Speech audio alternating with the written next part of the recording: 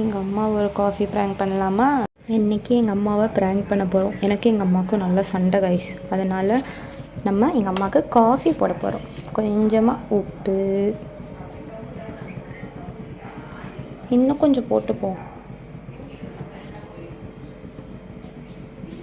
தரம் கலருக்காக காஃபி பவுடரே போட்டுருவோம்.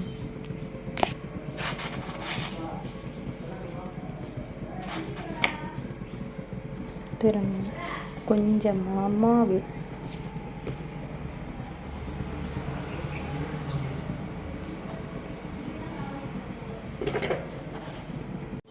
நல்லா மிக்ஸ் பண்ணிப்போம் தடையம் இல்லாமல்.